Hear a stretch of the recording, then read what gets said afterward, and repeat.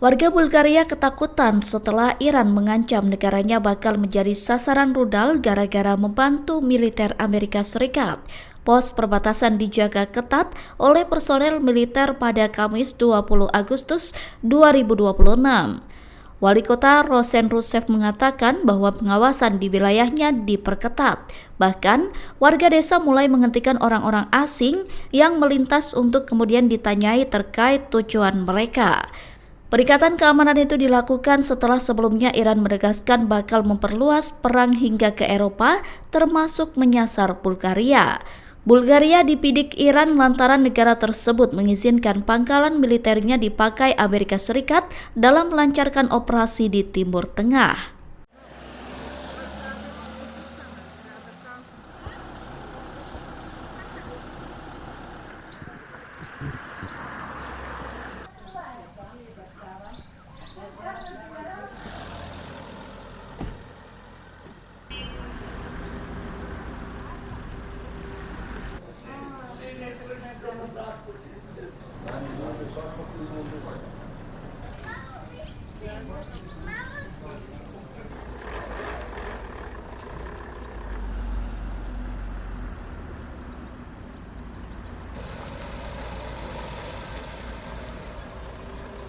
Хората притесняват се, може би всеки сам по-отделно, както и преди това казах, няма организирани действия, протестни такива, никой не е споделил кой повече, кой по-малко се притеснява. Всеки сам за себе си може би изпитва доза притеснение, но се надява, че това е спекулация за изостряне на напрежението между държавите и дано не се стига до там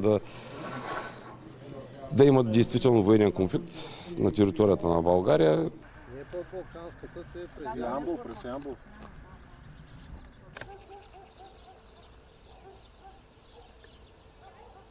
Не са се отдръпнали или не се страхуват да купуват имоти в нашото село. Забелязва се търсене. Не го приемат много насериозно това, което се случва. Може би свикнаха с мисълта, защото вече повече от месец е тая тема и се надяват всичко да премине до края на септември месец и да няма действително инцидент.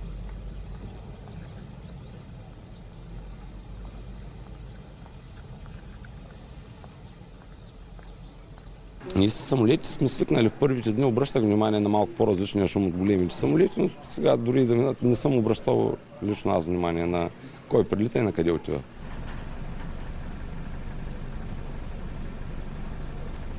Виждам ги, да, забелязват се. Хората даже напоследък започнахме да се поздравяваме визуално и ние също хора дават дежурства. Познаваме се вече поне визуално с хората.